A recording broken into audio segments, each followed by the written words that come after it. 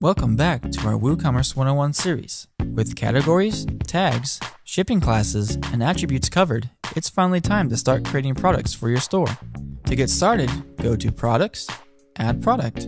You'll then see a layout you should be familiar with from creating a standard post in WordPress. You'll see a product name field at the top, then a content editor field, then there will be new meta boxes for product data and product short description. Over in the sidebar, the new meta boxes will be product categories, product tags, product image, which is normally the featured image, and product gallery. Those are below the normal published meta box at the top. As you can guess, in the product name field, this is where you'll title your product. We'll call our new poster Flying Ninja. In the editor field, we'll write a little bit about our poster. This can be as long as you want, but normally a paragraph is a good length for this section. What you write here will show up beneath the product name in a typical product page layout. The product data meta box is where all of the important information goes. As you can see, we can set the type of product we want to create. In this video, we'll create a simple product, but the options are simple product, grouped product, external/affiliate product, and variable product. Next to the product type dropdown, you'll see two checkboxes that let you create a virtual product and make the product downloadable as well. We'll cover the virtual option shortly. The downloadable product will be covered in another video. The rest of the settings are separated into different sections running down the left side of the product data meta box. From the top, for a simple product, those are general, inventory, shipping, linked products, attributes, and advanced.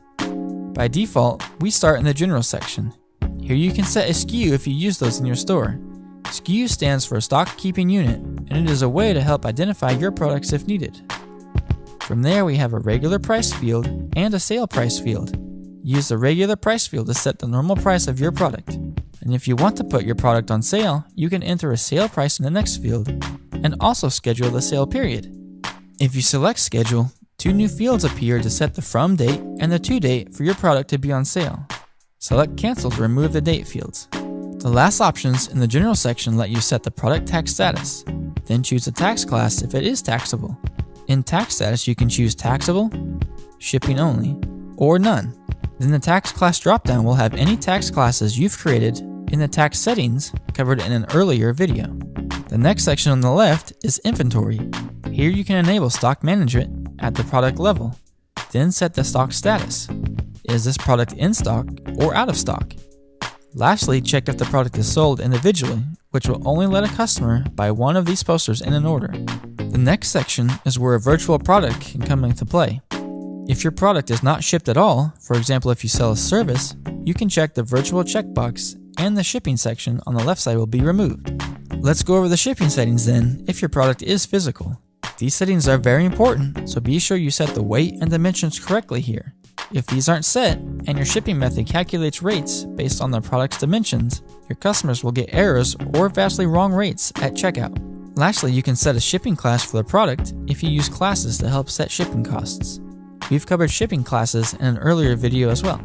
The next section, titled Linked Products, lets you set upsells and cross-sells for this product.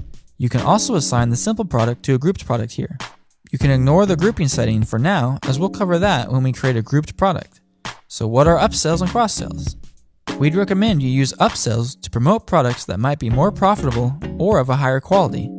For example, your service you are selling might have a more expensive option with more features. You can entice customers to purchase that by making it an upsell on your lower end products. The upsells are shown on the product page beneath the original product details. You can use cross-sells to sell related or similar products to your customers.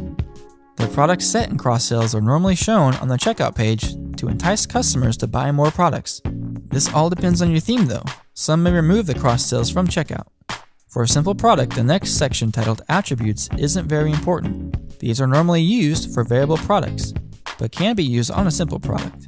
This is useful should you want to display extra information about a product that is unlikely to apply to another. For example, you may sell a one-off Japanese game to an English audience. You could make a language attribute for that one product and display in the product data section on the front end. We'll cover attributes at a product level in that variable product video. Finally, under the advanced section, you can start by adding a purchase note, which will be sent to the customer after purchase. Then you can set a menu order And the final option lets you enable or disable reviews for this product. With all of the product data options set, there are only a few more things to cover. As we talked about in the previous video, you can select or create a product category in the sidebar. You can also add or select product tags. The product image field works just like it does when creating a post, and for a product, the product image is the main image that is seen across your shop page.